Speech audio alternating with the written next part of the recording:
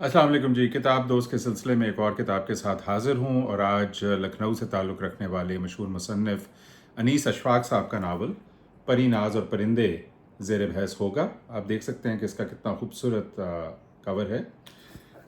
दुखियारे ख्वाब सराब हेच उनके मज़ीद नावल हैं जो उन्होंने लिखे हैं, तमाम मारूफ़ हैं। दुखियारे में पढ़ चुका हूँ, बहुत ज़्यादा मुतासिर कुन नावल है। एक दिन इंशाल्लाह उस पर भी बात होगी। ये जो नावल है परी नाज़ और परिंदे, इसका ताना बाना मिलता है लखनऊ से ताल्लुक़ रखने वाले एक और इंतहाई मशहूर और माने हुए लिखारी से, जिनका नाम नैयर मसूद था। और उनकी एक कहानी ताउस चमन की मैना, जो कि एक बड़ी खूबसूरत कहानी है। उस कहानी का लुब्बे लुबाब मैं अभी थोड़ी देर में बयान करूँगा। लेकिन असल में उस कहानी को इस्तेमाल करके ये किताब एक तहज़ीब के ख़त्म होने का जो अलमिया है उसको बयान करती है। ये इस तहज़ीब के इख्तिताम का उसके दिगर गूँ हालात जो उसके सामने आए उनके लिए ये एक अलमिया है। ना सिर्फ तहज़ीब का बल्कि एक तमद्दुन का, एक ज़ाब्ता अखलाक का, एक रहन सहन का, अक़दार का, गुफ्तगू के एक अंदाज़ का, एक मख़सूस तरह की जमालियात का। ये वो तमाम चीज़ है जो उस लखनऊ और उसके बागात और उसकी आसेब ज़दा हवेलियों और उसके तर्ज़ ज़िंदगी और उसमें रहने वाली ख़ास हस्तियों और उसके रख रखाव और उसके ज़र्फ़ और उसकी तमीज़, इन तमाम चीज़ों के बारे में ये किताब है कि वो क्या थे, किस तरह से ज़माने की गर्दिश के साथ इन्हितात आया, तसल्लुत आया एक बैरूनी क़ुव्वत का। उस बैरूनी क़ुव्वत ने ना सिर्फ उस तमाम ज़माने का इख्तिताम जो था उसके अंदर एक रोल प्ले किया, बल्कि उसके बारे में एक हिस्ट्री लिखी जिससे हमारे तासुरात पैदा होते हैं कि वो ज़माना असल में क्या था। इस पे भी मैं आऊँगा। अब कहानी ये है कि नवाब वाजिद अली शाह, जो कि आखिरी फरमारवा थे लखनऊ के, उनके ज़माने में एक ताउस चमन के नाम से, जिसके ऊपर ताउस चमन की मैना कहानी है। और ताउस चमन से मुराद यही कि उस बाग की जो ज़ाहरी शक्ल थी वो एक ताउस यानी मोर की तरह थी, चूँकि और भी उस ज़माने में बागात ऐसे थे जो मुख्तलिफ़ जानवरों और परिंदों की शक्ल में थे। और नवाब वाजिद अली शाह की जो बहुत सी खसूसियात हैं जिन पे मैं आऊँगा, उनमें से एक बागात का लगाना और बागात से जो उनका इश्क था वो भी था। उस बाग का एक मोहतमम जो था काले खां, उसकी एक बिन माँ की बच्ची थी जो उसकी बहुत लाडली थी। और उसने बहुत फरमाइश की अपने बाप से कि वो जो ताउस चमन है उसमें बड़ी खूबसूरत और बहुत अच्छा बोलने वाली पहाड़ी मैनाएँ, और मैनाएँ उन परिंदों में से हैं जो इंसानी गुफ्तगू बहुत जल्दी सीखती हैं और बहुत अच्छा सीखती हैं, उनका बड़ा हाफ़ज़ा है। तो वो वहाँ पे रखी गई हैं, तो मुझे उस तरह की एक मैना चाहिए। अब वो शफ़क़त और जो पिदराना शफ़क़त से मजबूर होके वालिद वहाँ से एक मैना ले तो आया और उसने कुछ देर अपनी बच्ची के पास वो रखी भी रखी, लेकिन फिर उसकी चोरी पकड़ी गई और उसको उसे वापस करना पड़ा। और एक दिन जब वहाँ पे उन मैनाओं के को गुफ्तगू का एक तकरीब थी जिसमें बहुत से मेहमान और उसमें फ़िरंगी भी आए हुए थे, तो उसमें वो जो मैना बच्ची के पास रही थी उसने उसके बचगाना से जो उसने चीज़ें सीखी थी वो बोली, जबकि बाकी चिड़ियाओं ने बहुत शायराना किस्म की बातें की। और इस तरह से काले खां बेचारा पकड़ा गया। फिर उसके साथ क्या हुआ, बादशाह जो था बहुत दरिया दिल था, उसने दरिया दिली से उसका साथ सलूक किया, लेकिन बहुत सी वजूहात से वो महल्लाती साजिशों का हिस्सा बन गया और उतनी देर में अंग्रेज़ों का तसल्लुत भी कायम हो गया अवध में। सो ये इस कहानी का लुब्बे लुबाब है। और अब कोई तकरीबन निस्फ सदी बाद एक शख्स, एक बल्कि नौजवान शाहीन शहरज़ाद जो है, वो इस जुस्तजू में है कि वो किस्सा पूरा क्या था, फिर काले खां के साथ क्या हुआ, उसकी बेटी के साथ क्या हुआ। सो वो उस किस्से की तलाश में है। और वैसे तो वो उस किस्से की तलाश में नहीं है, वो किस्सा जो है वो उस तमाम तहज़ीब और उस गुज़रे हुए वक्त की तलाश है जो इस नावल में बयान होती है। अब वो जब उस किस्से की तलाश में उसकी मुलाकात एक लड़की से होती है जो कि पिंजरे बनाती है परिंदों के, और पता ये चलता है कि काले खां की वो नन्ही सी बच्ची जिसने वो मैना मंगवाई थी, जिसका नाम फलक आरा था, उसकी बेटी है ये। फ़र्श आरा उसका नाम है, अपने माँ के साथ रहती है। और माँ बेटी के नाम में फ़लक आरा, फ़लक से फ़र्श तक, उसमें भी आपको अंदाज़ा हो जाता है कि कहाँ पे लोग थे और कहाँ पहुँच गए। सो ये कहानी है और ये इसका जो सियाक़ व सबाक़ है। अब इसमें बहुत से दिलचस्प पहलू हैं किसी भी तारीख़ दान के लिए या तारीख़ के स्टूडेंट के लिए। चूँकि वाजिद अली शाह की जो तस्वीर यहाँ पेश की गई है लखनऊ के फरवरवा के तौर पे, वो फ़नून लतीफ़ा के बहुत बड़े स्पॉन्सर भी हैं, अदब और मौसीकी के दिलदादा भी हैं और नाच के भी दिलदादा हैं, आर्ट के भी हैं, बाग लगाने वाले और जंगली जानवरों को तहफ़्फ़ुज़ देने वाले। लेकिन इसके साथ साथ वो कोई ऐश पसंद हुक्मरान के तौर पे सामने नहीं आते, बल्कि एक मकबूल हुक्मरान, एक अच्छे मुंतज़िम, खल्क़े खुदा की खिदमत करने वाले, सखावत, दरिया दिली, उनके ज़माने की रिवायात हैं जिनका ज़िक्र यहाँ पे मिलता है, जो ना सिर्फ लोगों के लिए बहुत से अच्छे अच्छे प्रोजेक्ट्स भी उनके ज़माने में हुए, बल्कि उसी ज़माने में जो फ़नून लतीफ़ा थे उन्होंने भी बहुत तरक्की की। अच्छा, ये बड़ी अहम बात है, बिकॉज़ हम जब बहुत सी उस ज़माने के बारे में चीज़ें जो हमने पढ़ी और देखी, वो एक बिल्कुल मुख्तलिफ तस्वीर पेश करती है। मसलन मुंशी प्रेमचंद की मशहूर कहानी शतरंज के खिलाड़ी, जिस पे सत्यजीत रे की एक बहुत उम्दा फिल्म भी है, हम सब ने देखी होगी, और उसके अंदर जो ज़माना जिस तरह से पेश किया गया है, वाजिद अली शाह का रोल इसमें अमजद ख़ान ने बहुत खूब निभाया है। लेकिन दिखाया ये गया कि एक कमज़ोर सा हुक्मरान है, थोड़ा सा तायुश पसंद है, लतीफ़ जज्बात हैं उसके, लेकिन शायद कोई अच्छा हुक्मरान नहीं है। अच्छा, अब ये एक मिथ है जो बाद में जो तारीख़ लिखी गई है उससे हमें पता चलता है कि बहुत सी ऐसी रियासतों में जहाँ के अपने फरमारवा थे, अंग्रेज़ ने बाकायदा साजिश करके, इंतशार फैला के, गलत बयानी करके एक तासुर पैदा किया कि ये हुक्मरान जो हैं ये अपनी रियाया के साथ इंसाफ नहीं कर रहे, तो हम अंदर आके तो वो इंसाफ और वो जो लोगों के लिए भलाई का काम हम करेंगे, जिससे ये पता चलेगा कि ये जो नेटिव रूलर है वो कितना बुरा है और हम कितने अच्छे हैं। और फिर जो डॉक्ट्रिन ऑफ लैप्स के थ्रू इन्होंने एनेक्स किया, इसके ऊपर तो अब बहुत कुछ लिखा गया है। तो एक लिहाज से ये नावल भी बड़ा अहम है, चूँकि ये भी यही दिखा रहा है कि, और उसमें किरदार जब आपस में बात करते हैं तो ये बात होती है कि वो ना देखो कि जो फ़िरंगी ने कहा है उनके बारे में, ये देखो कि हम क्या बता रहे हैं, उस ज़माने के लोग क्या बता रहे हैं। हमारे यहाँ के मुअर्रिख़ और हमारे यहाँ के जो सबूत हैं वो तो ये बताते हैं कि वो एक अच्छा हुक्मरान था, लेकिन फिर भी उसको 1856 में माज़ूल कर दिया गया, उसकी तमाम तर अवाम के अंदर पॉपुलैरिटी और मकबूलियत के बावजूद।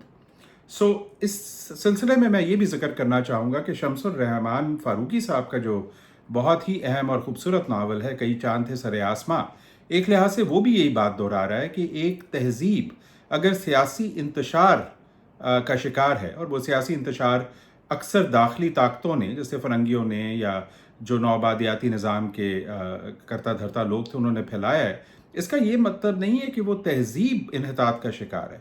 तहज़ीबी तौर पे तो उस ज़माने में मुसलमानों की तहज़ीब, हिंदुस्तान की तहज़ीब अपने उरूज पे थी, आर्ट के लिहाज से, शायरी के लिहाज से, तमद्दुन के लिहाज से, लेकिन सियासी इंतशार तो कहीं भी आ सकता है।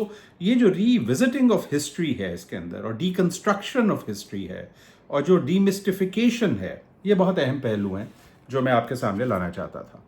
अच्छा, अब इस किताब के बहुत से मूड हैं, इसके अंदर कई तरह का लखनऊ जो है सामने आता है। लखनऊ जो कि एक किस्सों का शहर है और परिंदों का शहर है और परिंदों से मोहब्बत करने वालों का शहर है, जिसके बागात हैं और जानवरों के रमने हैं और जंगलात हैं शहर के बाहर फैले हुए, और तालाब हैं। और ये लखनऊ वाजिद अली शाह का भी है ज़माने में जब अपने अरूज पे है, और 50 साल बाद जब अंग्रेज़ के तसल्लुत का ज़माना दिखाया गया है, उसमें भी ये दिखाया गया है कि किस तरह से फिर चीज़ें मखदूश हो चुकी हैं, इमारतें भी, और वो तमाम उस तमद्दुन के जो अलम बरदार लोग थे जो वहाँ पे रहते थे, वो भी कितने खस्ता हाल हो चुके हैं।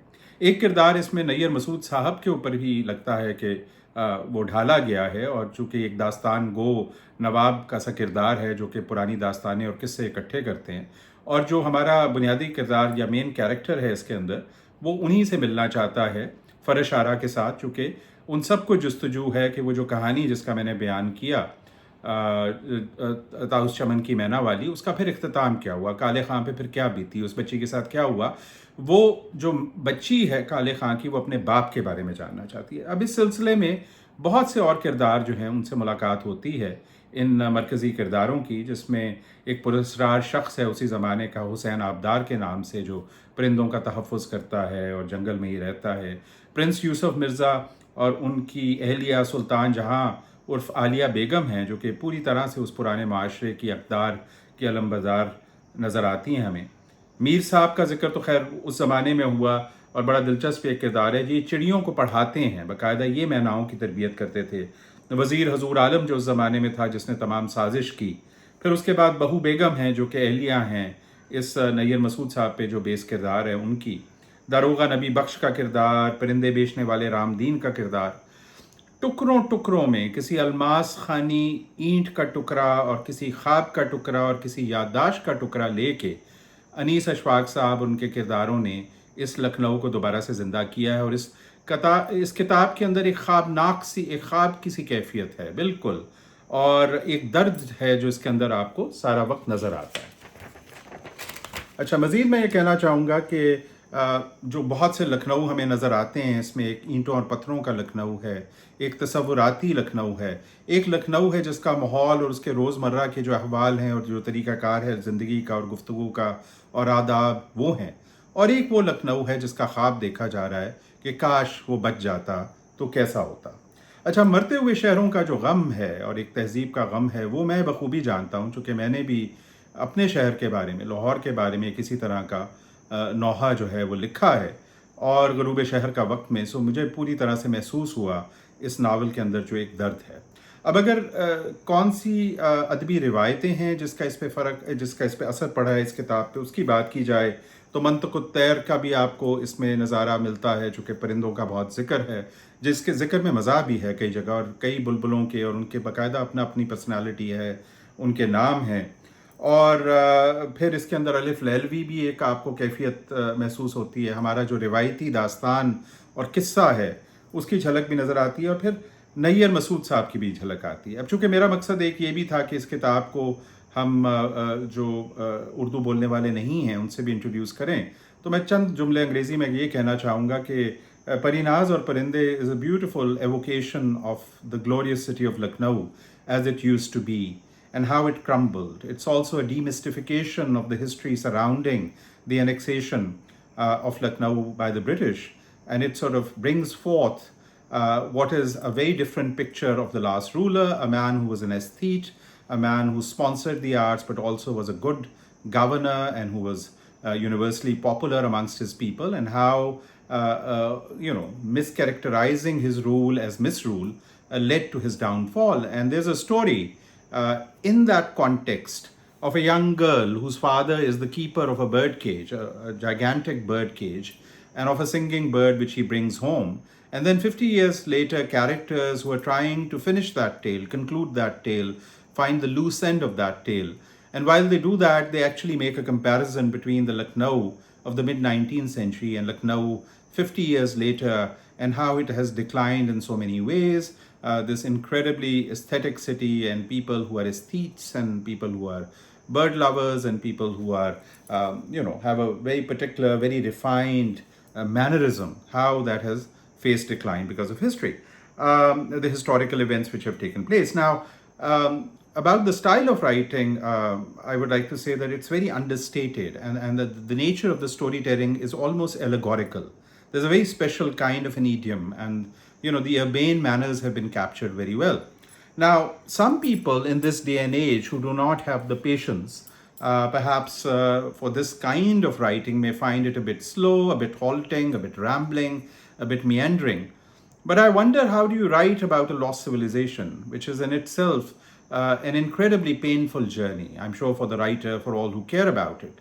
And how do you rebuild the past, and you rebuild this sort of entire mosaic, if you don't do it piece by piece, if you don't do it haltingly, as you feel the pain of doing that? So I think the style of writing and the pace matches the theme incredibly well. And I really enjoyed reading it. अब ये किताब 2018 में छपी थी, और अब इसे दोबारा बुक कॉर्नर जेलम ने छापा है, और बहुत खूबसूरत छापा है हमेशा की तरह। आप ज़रूर इस किताब को पढ़िए, और मुझे उम्मीद है आपको मेरी तरह इससे बहुत लुत्फ़ आएगा। बहुत शुक्रिया।